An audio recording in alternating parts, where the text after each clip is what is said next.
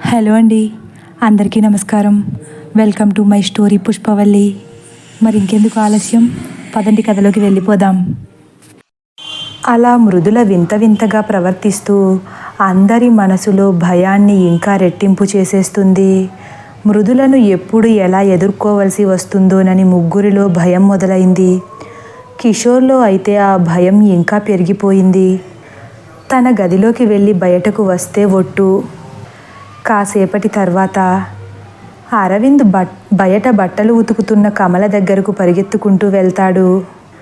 అమ్మా, నేను బయటకు వెళ్ళొస్తాను అని కమల చెవిలో గుసగుసలాడతాడు. కమల ఒక్కసారే ఉలిక్కిపడి చూసి, బాబోయ్, మృదుల ఈ పరిస్థితుల్లో ఉండగా మా ఇద్దరిని ఒంటరిగా వదిలేసి వెళ్ళడమేంట్రా? ఒక్కసారి ఉతకడం ఆపేస్తుంది. మృదుల పని మీదేనమ్మా, ఇంకా నెమ్మదిగా చెబుతాడు. మృదుల పని మీద? అవునమ్మా, ఒక్క అరగంటలో వచ్చేస్తాను. పర్లేదంటావా అరవిందు? బాగా నీరసంగా ఉన్నట్లుంది. మృదుల పడుకుంది. నువ్వు మృదుల దగ్గరకు వెళ్ళి మృదుల అన్నం తిందువు గాని రా అని బ్రతిమాలకు. అయ్య బాబోయ్, నేనెందుకు బ్రతిమాలుతానురా? మృదులను చూస్తుంటేనే నాకు వణుకు వచ్చేస్తుంది. ఏమో, రాత్రి సరిగ్గా నిద్రలేదు కదా, అందుకు నిద్రపోతున్నట్లుంది. దాన్ని అలా ప్రశాంతంగా పడుకొని ఒక పూట అన్నం తినకపోయినంత మాత్రాన కొంపలేమీ మునిగిపోవు.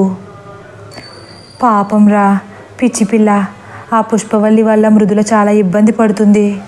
అసలే ఆకలికి తట్టుకోలేదు. తినేది ఒక్క ముద్దైనా సమయానికి పొట్టలో పడిపోవాలనేది.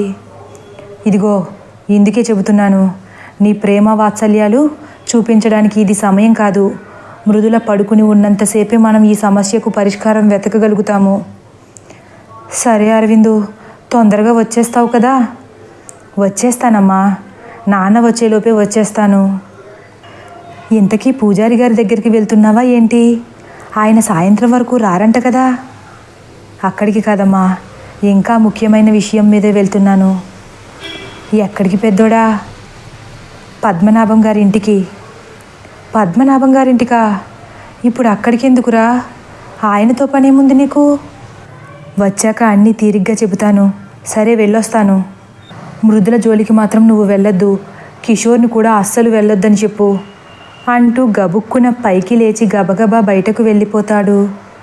10 నిమిషాల తర్వాత పద్మనాభం గారి ఇంటి ముందు బైక్ని ఆపుతాడు అరవింద్. లోపలికి వెళ్ళాలా వద్దా అని ఆలోచిస్తున్నాడు. నిజానికి పద్మనాభం ఊరికి ప్రెసిడెంట్ అయినా ఎవరితోనూ కలివిడిగా ఉండే మనిషి కాదు. అణువణువున గర్వంతో విర్రవీగే మనిషి. ఆకలేస్తే అన్నం తినడమైనా మానేస్తాడేమో కానీ తన అహంకారాన్ని మాత్రం ఒక్క క్షణం కూడా విడువడు. అటువంటి పద్మనాభం అంటే ఆ ఊర్లో పెద్దగా ఎవరికీ ఇష్టం ఉండదు. కాదు, ఎవరికీ ఇష్టం ఉండదు. కానీ తనకున్న పలుకుబడితో ప్రెసిడెంట్గా పోటీ చేసి ప్రత్యర్థులను బెదిరించో డబ్బుతో కొనేసో గెలుస్తూ ఉంటాడు. ఎన్నో సంవత్సరాలుగా ఆ ఊరికి పద్మనాభమే ప్రెసిడెంట్గా ఉంటున్నాడు. పైగా ఓ మాదిరి మధ్యతరగతి వాళ్ళన్నా పేదవాళ్ళన్నా ఇంకా చులకన. అందుకే పద్మనాభం ఇంటికి వెళ్ళడానికి కూడా అందరూ విముఖతతోనే ఉంటారు. కానీ ఈరోజు అనుకోకుండా ఊడిపడిన సమస్యల వల్ల అరవింద్కు పద్మనాభం ఇంటికి వెళ్ళడం తప్ప వేరే దారి లేకుండా పోయింది. అలా మనసులో అయిష్టతతోనే బండి దిగి నెమ్మదిగా ఆ ఇంటి వైపే చూస్తూ గేటు తీస్తాడు. లోపలికి వెళ్ళాలా వద్దా అని ఆలోచిస్తూ అడుగులో అడుగు వేస్తూ వెళ్తున్నాడు. గేటు శబ్దానికి ఆవులకు మేత పెడుతున్న రామయ్య గేటు వైపు చూస్తాడు. లోపలికి వస్తున్న అరవిందును సంశయాత్మకంగా చూస్తూ, ఏంటరవిందు, ఈరోజు ఇలా వచ్చావు అంటాడు. ఏం లేదు తాత, పద్మనాభం గారితో చిన్న పని పడింది. లోపల ఉన్నారా అని అరవింద్ కూడా సంశయాత్మకంగానే అంటాడు. లోపలే ఉన్నారు. ఏ పని మీద వచ్చావు? ఊరి పని మీద, నీ సొంత పని మీద? నా సొంత పని మీదే తాత. అయితే పిలుస్తానుండు అని తలకు కట్టుకున్న తలపాగా తీస్తూ రామయ్య లోపలికి వెళుతున్నాడు. ఆ ఇల్లు చూడడానికి ఇంద్రభవనంలా ఉన్న ఆ ఇంట్లో ఉండే మనుషుల మనసులు నల్లరాతి బండల కన్నా కరుకైనవి. ఆ ఇంటి ప్రాంగణమంతా విశాలంగా ఉన్నప్పటికీ వాళ్ళ మనసులు మాత్రం చాలా ఇరుకుగా ఉండి కరుకుగా మారిపోయాయి. అరవింద్ నెమ్మదిగా అడుగులో అడుగు వేసుకుంటూ ఆ ఇంటి గుమ్మం దగ్గరకు వెళ్తున్నాడు. ఇంతలో హడావిడిగా బయటకు పరిగెత్తుకొస్తాడు రామయ్య. అరవిందు, అయ్యగారు వస్తున్నారు అని చెప్పేసి తన దారిన ఆవుల షెడ్డు దగ్గరకు వెళ్ళిపోతాడు. అరవింద్ కాస్త ఇబ్బందిగానే బయట ఉన్న వరండా మెట్ల దగ్గర నుంచుంటాడు. ఇంతలో లోపల నుంచి తెల్ల జుబ్బా, నల్ల లుంగీతో బాగా మెరిసిపోయిన జుట్టుతో, ఏమాత్రం కాస్త కూడా వంగని శరీరంతో పద్మనాభం బయటకు వస్తారు. పద్మనాభం కళ్ళలో చాలా పొగరు కనిపిస్తుంది అరవింద్కు. అక్కడ తన కోసం వేసి ఉన్న పడక కుర్చీలో కూర్చుని మాట వరుసకైనా అరవిందును కూర్చోమని చెప్పకుండా, ఏంట్రా సొంత పని మీద వచ్చానన్నావంట, ఏంటా పని అడుగుతారు. అరవింద్కి చాలా కోపం వస్తుంది లోపల. కానీ అవసరం తనది కాబట్టి బయటపడలేకపోతున్నాడు. తనలో ఉన్న కోపాన్ని చాలా కష్టంగా ఆపుకుంటూ, రాత్రి మీ ఇంటికి ఎవరైనా బంధువులు వచ్చారండి ముభావంగా అడుగుతాడు. నీ ఇంటి పని మీద వచ్చానని నా ఇంటి విషయాలు అడుగుతావేంటి? మళ్ళీ అదే గంభీరం. నా పని మీదే వచ్చానండి. రాత్రి నేను కాలవగట్టంటూ వస్తుంటే నన్ను ఒక వ్యక్తి లిఫ్ట్ అడిగారు. ఆ వ్యక్తి మీ బావమరిదినని చెప్పారు. మీ ఇంటి దగ్గరే దింపమన్నారు. నా బావమరిదా? ఎవడాడు? అది కనుక్కోవడానికే వచ్చానండి. నేను ఇక్కడే మీ ఇంటి ముందే దింపేసి వెళ్ళిపోయాను. మా ఇంటికి ఎవరూ రాలేదు కరుకుగా చెప్పేస్తాడు పద్మనాభం. అరవింద్కి ఇప్పుడు కూడా ఏం మాట్లాడాలో అర్థం కాక తడబడుతూ, మీ ఇంటికి పెళ్లి పిలుపులకు వచ్చానన్నారండి ఆయన అంటాడు. వస్తే ఏడి? నాకు కనపడాలి కదా. రాలేదని చెబితే అర్థం కాదా నీకు? ఈ పని మీదే వచ్చావా? అవునండి. మా ఇంటికి చుట్టాలు వచ్చారో లేదో కనుక్కోవడం నీ ఇంటి పెనాలి అవుతుంది. లేదండి, నిజానికి మీ ఇంటికి వచ్చానని చెప్పిన ఆ వ్యక్తి పుష్పవల్లి అవునో కాదో అని కనుక్కోవడానికి వచ్చాను అంటాడు అరవింద్. పుష్పవల్లి పేరు అరవింద్ నోట వినపడగానే పద్మనాభం కళ్ళలో ఉన్న ధైర్యం ఒక్కసారిగా భయంగా మారిపోయింది. అప్పటి వరకు కాలు మీద కాలేసుకున్న పద్మనాభం ఒక్కసారే కాలిని కిందకి తీసేసి ముందుకు వాలి, పుష్పవల్ల అంటారు. అవునండి, పుష్పవల్లే. పుష్పవల్లి నీ బండి ఎక్కి మా ఇంటి దగ్గర దిగడం ఏంటి? పిచ్చి పిచ్చిగా మాట్లాడకు. నేను నిజమే చెబుతున్నాను పద్మనాభం గారు. పుష్పవల్లి నిన్న రాత్రి మీ ఇంటి దగ్గర దింపమంది. నువ్వు నిజం చెబుతున్నావని నేను ఎలా నమ్మాలి? అయినా ఆ పుష్పవల్లి మా ఇంటి దగ్గర ఎందుకు దిగుతుంది? అసలు నువ్వు బండి ఎక్కించుకున్నది పుష్పవల్లి నేను ఎలా చెబుతున్నావు? నువ్వు చెప్పేది నమ్మడానికి రుజువెక్కడుంది? కొన్ని నిజాలకు రుజువులు చూపించలేమండి. సమయానుగుణంగా బయటపడాలంతే. చెప్పి నీతులు చాలు. ఈ విషయం గురించి మాట్లాడడానికే వచ్చినట్లయితే ఇక బయలుదేరు కరుకుగా చెప్పేస్తారు. పద్మనాభం తీరుకి అరవింద్కి ఇంకా చిర్రెత్తుకొస్తుంది. కానీ ఏమీ అనలేని నిస్సహాయత. ఏదో ఒకరోజు సమయం రాకపోతుందా అని కోపాన్ని పంటి కిందే బిగబట్టి బయటకు వచ్చేస్తాడు.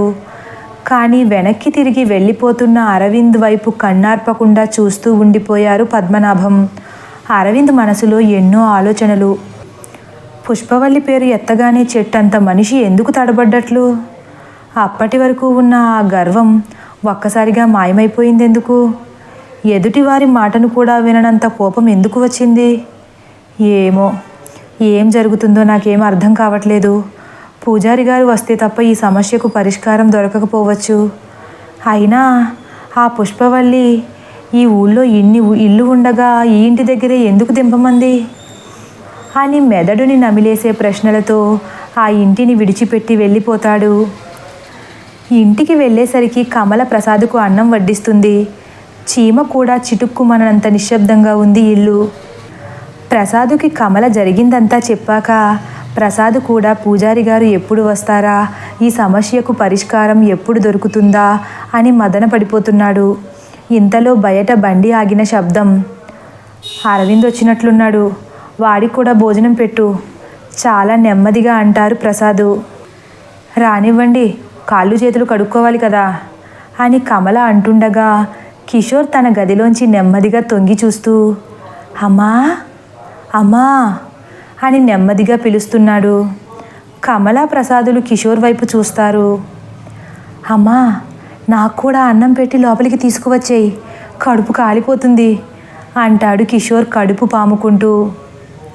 లోపలెందుకు, ఇక్కడికి రా అని నెమ్మదిగానే కసురుతుంది. నేను రాను బాబోయ్. ఏ, ఎందుకు రావు అని కమల అడగగానే, ఎందుకంటే నువ్వెందుకు అంత నెమ్మదిగా మాట్లాడుతున్నావు అని అడుగుతాడు కిషోర్. వదినకు వినిపించకుండా ఉండడానికి రా అని ప్రసాద్ కంచంలో ఇంకొంచెం కూర వడ్డిస్తూ అంటుంది. నేను కూడా అందుకే రావట్లేదు. తొక్కలో ప్రశ్నలు వేయకుండా అన్నం కంచం తీసుకుని లోపలికి రా. అలా గుమ్మం చాటు నుండి తొంగి చూస్తూ బెదిరిపోతూ మాట్లాడుతున్న కిషోర్ని చూసిన ప్రసాదు, వీడేంటే మరీ ఇంత పిరికోడ్లా తయారయ్యాడు అని కమలతో అంటూ, పట్టపగలే బయటకు రావడానికి జడుస్తున్నావేంట్రా, అది మేమందరం ఉండగా పిచ్చి పిచ్చి వేషాలు వేయకు, బయటకు రా, నీకు అన్నయ్యకు కలిపి వడ్డించేస్తుంది, ఇద్దరికి చెరుకో చోట పెట్టాలా, వాడు కూడా బాగా అలసిపోయి ఉన్నాడు అని ప్రసాద్ అంటుండగా, మీకే, మీరు బాగానే చెప్తారు, కాసేపు ఇంట్లో ఉండి గుర్రు పెట్టి పడుకుని మళ్ళీ బయటికి వెళ్ళిపోతారు, ఇంట్లో ఉంటే తెలుస్తుంది మా కష్టాలేంటో అని బెదిరిపోతున్నాడు కిషోర్. ఏంటి కిషోర్, కష్టాలంటున్నావు అడుగుతూ లోపలి నుంచి బయటకు వస్తుంది మృదుల. సరిగ్గా అప్పుడే అరవింద్ కూడా కాళ్ళు కడుక్కొని లోపల అడుగు పెడతాడు. అప్పటి వరకు తొంగి చూస్తున్న కిషోర్ ఉన్న పలంగా నిటారుగా నిలబడతాడు. తడబడుతున్న గొంతుతో బిత్తర చూపులు చూస్తూ, కష్టాలు కాదదినా, ఇష్టం అంటున్నాను, ఇష్టం. ఏమిష్టం కిషోర్? కిషోర్కి ఏం చెప్పాలో అర్థం కావట్లేదు. అసలే మృదుల తనకు అతి దగ్గరగా ఉందన్న భయం. అదే వదిన, అమ్మ కాకరకాయ కూర వండింది, నాకు చాలా ఇష్టం అంటున్నాను. అవునా, ఈరోజు కాకరకాయ కూర? నాకు కూడా కాకరకాయ అంటే చాలా ఇష్టం కిషోర్, రా ఇద్దరూ కలిసి తిందాం చాలా ఆత్రంగా మాట్లాడుతుంది మృదుల. వద్దొద్దు, అమ్మ నాన్న తిన్నాక నాకు పెడతానంది, ఈలోపు నువ్వు తినేయి తప్పించుకోవడానికి చూస్తాడు కిషోర్. ఈరోజు కొత్తగా ప్రవర్తిస్తున్నావేంటి కిషోర్? ఎప్పుడూ లేనిది నాతో చాలా పద్ధతిగా మాట్లాడుతున్నావు. ఎవరికి ఏది పుట్టుకతో రాదు కదా వదినా, కాలమే అన్నీ నేర్పిస్తుంది. ఈరోజు చాలా వింతగా కనిపిస్తున్నావు కిషోర్. నీకు నేను మాత్రమే వింతగా కనిపిస్తున్నానా? నీ దృష్టి అంతా నా మీదే పెట్టడం మానేసి అదిగో అక్కడ ముగ్గురున్నారు చూడు అని కమల వాళ్ళ వైపు చూపిస్తాడు. వాళ్ళను చూడాలా? ఎందుకు? సరే రా, భోజనం చేద్దాం, నేను వడ్డిస్తాను. వద్దు, నాకొద్దు. ఇప్పుడే కదా కిషోర్ కాకరకాయ కూర అంటే చాలా ఇష్టం అన్నావు. అలా అన్నానా? జ్వరం వచ్చాక నా మైండ్ కొంచెం దొబ్బినట్లుంది.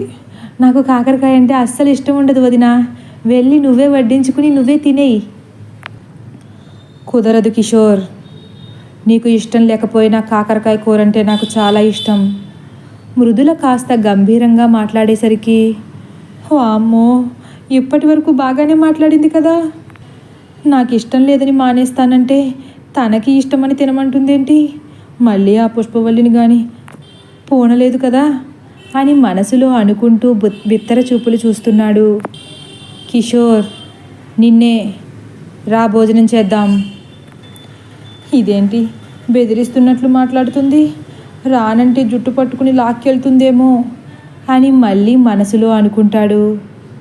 నిన్నే రమ్మంటున్నానుగా అని మృదుల గంభీరంగా కళ్ళెర్ర చేసేసరికి మృదులలో కొద్ది కొద్దిగా వస్తున్న మార్పుని గమనించిన అరవింద్, కిషోర్, నీకే చెబితే అర్థం కాదా, వదిన రమ్మంటుందిగా, వచ్చి భోజనం చేయి అని కళ్ళతో వదినను రెచ్చగొట్టద్దు అని సైగ చేస్తాడు. ఇక చేసేదేం లేక కిషోర్ ఏడుపు ముఖం పెట్టి నెమ్మదిగా కమల వాళ్ళ దగ్గరకు వెళుతున్నాడు. కమలా, ప్రసాదులు కూడా కిషోర్ వైపు కోపంగా చూస్తున్నారు. కిషోర్ నెమ్మదిగా కమల పక్కన కూర్చుంటాడు. బంగారంలా ఉన్న పిల్లని పుష్పవల్లిలా మార్చేశావు కదరా సన్నాసి, అఘోరించు అని పంటిని బిగించి నెమ్మదిగా అంటుంది కమల. అరవింద్ కిషోర్లో భయాన్ని గమనించి మృదులకు కిషోర్కి మధ్యలో వచ్చి కూర్చుంటాడు. తదుపరి భాగం కోసం వేచి ఉండండి. ఒకవేళ నా కథ కానీ మీకు నచ్చినట్లయితే లైక్ చేసి సబ్స్క్రైబ్ చేయడం మర్చిపోకండి. Thank you for watching.